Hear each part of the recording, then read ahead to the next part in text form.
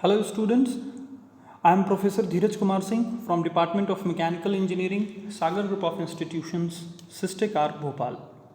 Dear students, today we are going to discuss first law applied to flow processes.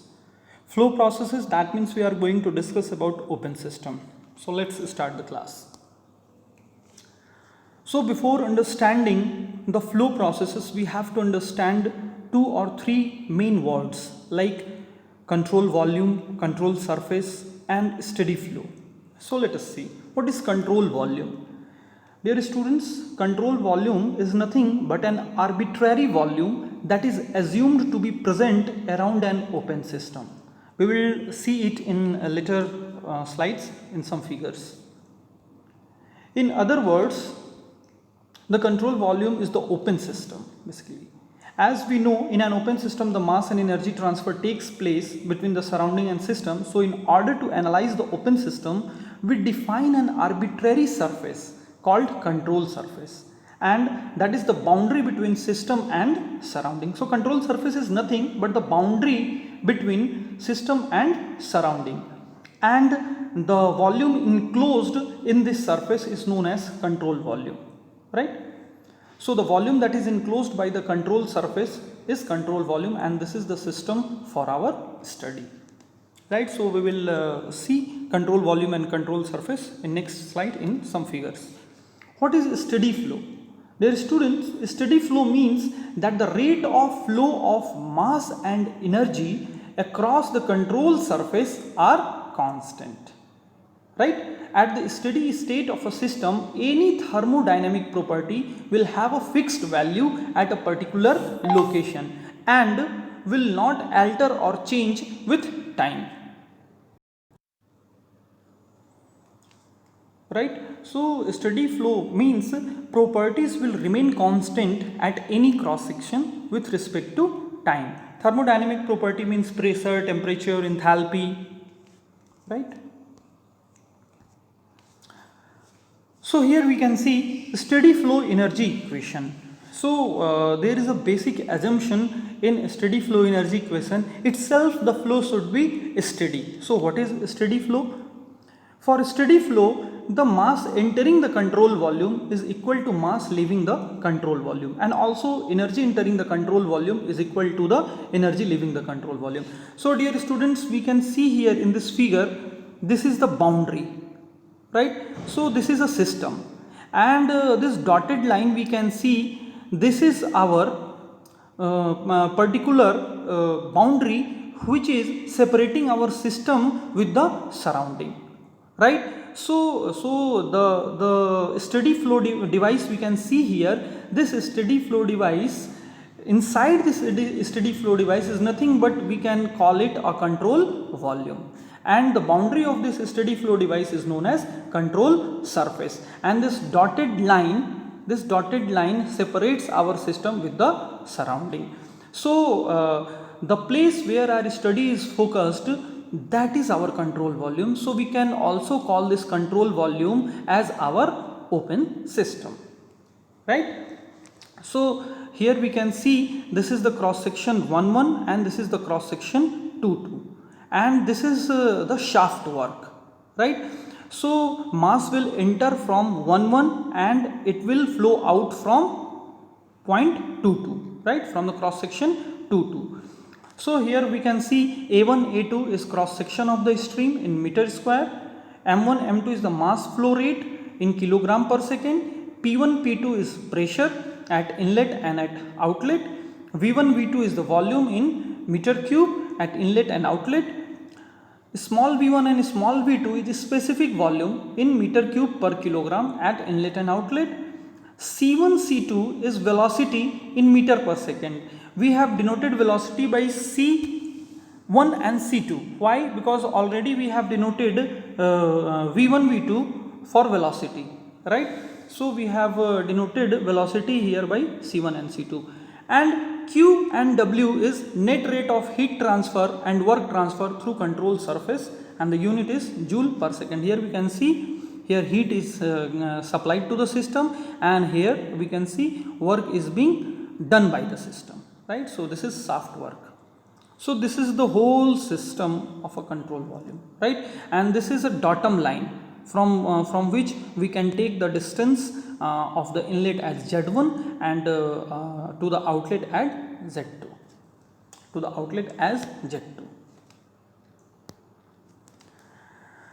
So dear students, we can see here mass balance. What is mass balance? By conservation of mass, if there is no accumulation of mass within the control volume, the mass flow rate entering must equal to the mass flow rate leaving. That means it is saying, if by the help of conservation of mass we can understand, if there will be no storage of mass in the control volume, the accumulation means storage. So if there will be no storage of mass in the control volume, then mass entering the system will be equal to the mass leaving the system, right? So here we have written the mass flow rate entering must equal to the mass flow rate leaving. So we can write it like m dot 1 equal to m dot 2. M dot 1 is equal to m dot 2 means mass flow rate at 1 is equal to mass flow rate at 2.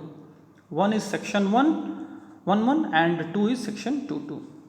So dear students, we know we can write density is equal to mass by volume. Rho is density is basically denoted by rho, and rho equal to mass by velocity. So density is the ratio of mass and volume. So we can write mass as rho into volume, density multiplied with volume, and m dot means mass per unit time. Right, m dot means mass flow rate, that means mass per unit time. So we can write m dot is equal to m by t, and we can write m as rho into volume divided by t, right? So we can write volume as area into length, right? So rho into a into l divided by t, and we can write l by t as velocity. We can write l by t as velocity. So here we have written m dot is equal to rho a c, as c is equal to l by t, that is velocity. So from equation 1 we can write m dot 1 is equal to m dot 2. So we can write from equation 1 here rho 1 a1 c1 is equal to rho 2 a2 c2. Rho 1 a1 c1 for cross section 1 1 and rho 2 a2 c2 is for cross section 2 2. So this is also known as our continuity equation. Right, so our continuity equation can be written as rho 1 a1 c1 equal to rho 2 a2 c2. If our density will be constant, then it will be written as rho 1 equal to rho 2, that means density is constant, and further our continuity equation will be a1 c1 equal to a2 c2. So we have balanced mass here, and we have get continuity equation by the help of conservation of mass. And our continuity equation expression is a1 c1 equal to a2 c2, where a1 is the area, c1 is the velocity at inlet, and a2 is the area at exit, and c2 is the velocity at exit. Now we will see how we can balance energy. So basically energy balance can take place by the conservation of energy, right? So basically in a steady flow system, what we have seen earlier, one stream of fluid enters and another stream leaves. So here we can see one stream of fluid enters and here another stream leaves the control volume. We can see at 2, right? So there is no accumulation of mass or energy within the control volume. So if there will be no accumulation of mass, so we have applied law of conservation of mass already, we have seen, and we have got continuity equation from there.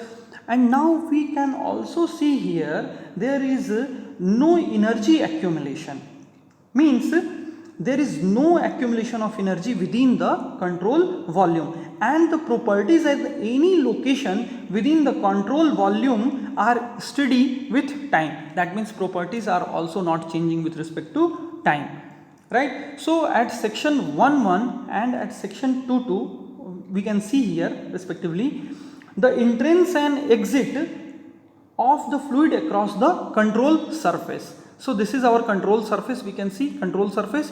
So entry and exit we can see through the control surface, and we have already denoted like the things like what is P1, what is V1 and what is C1. So we have already discussed all those things. So here we have to discuss that what is total work, right?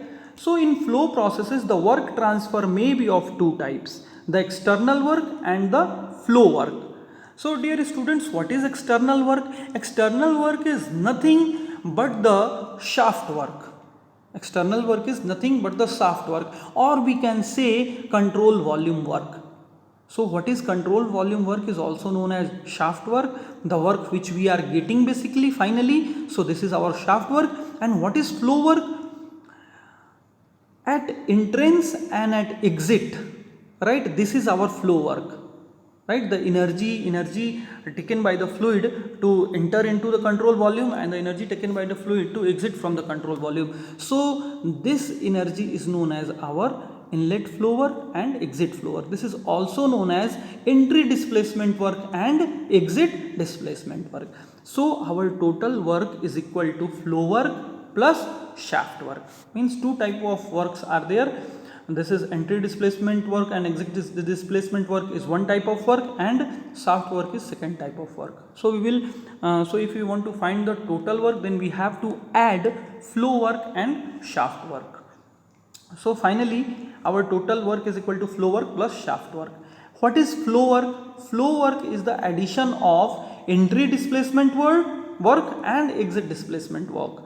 So what is entry displacement work?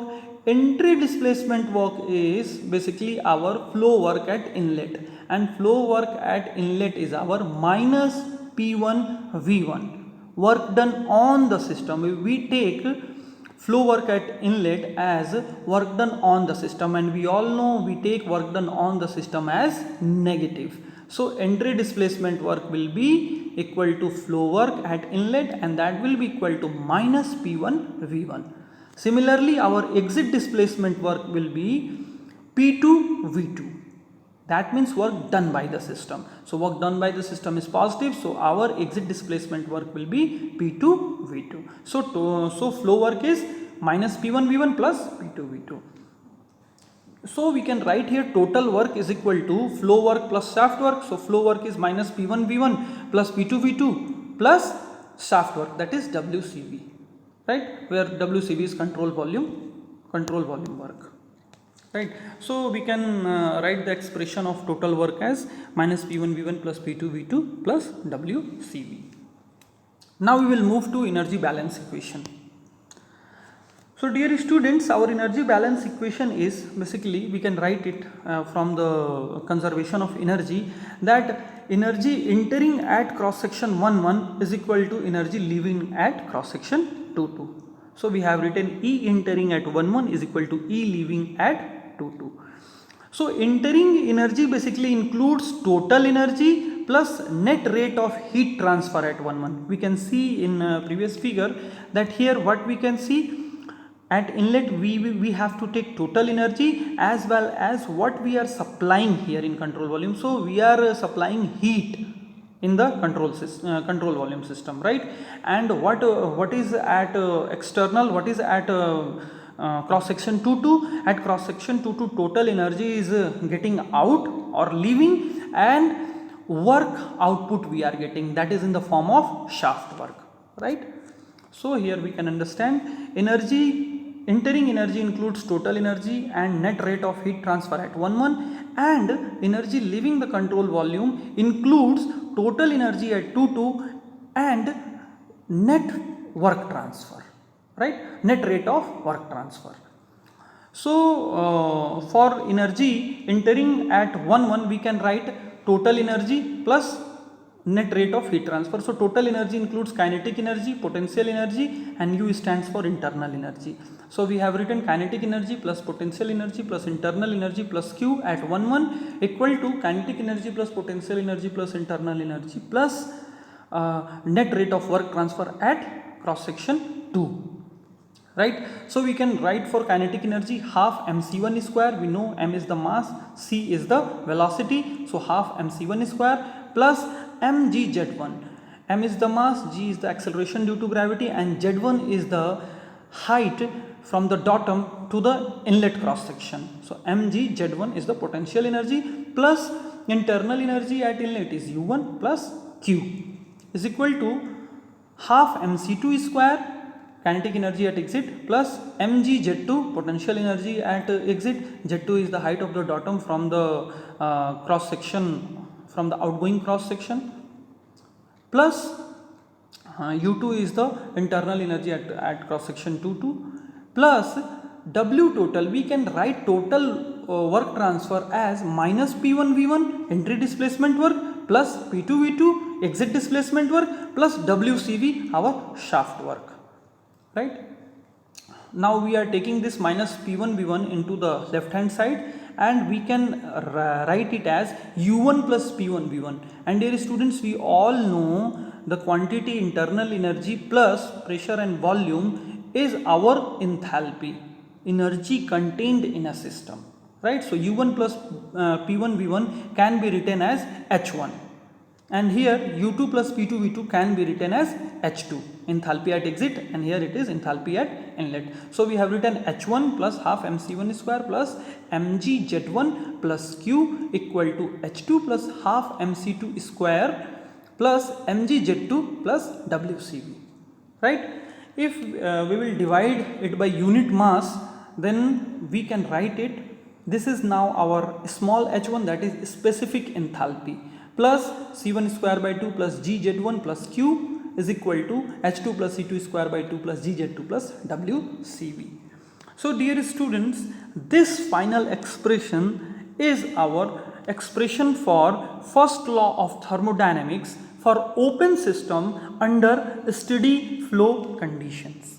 That means we can apply this equation, this expression, we can apply this equation and this expression for any kind of open systems. Like we can apply it on turbines, we can apply it on nozzles, we can apply it on compressors, right. We can apply it on heat exchangers, diffusers.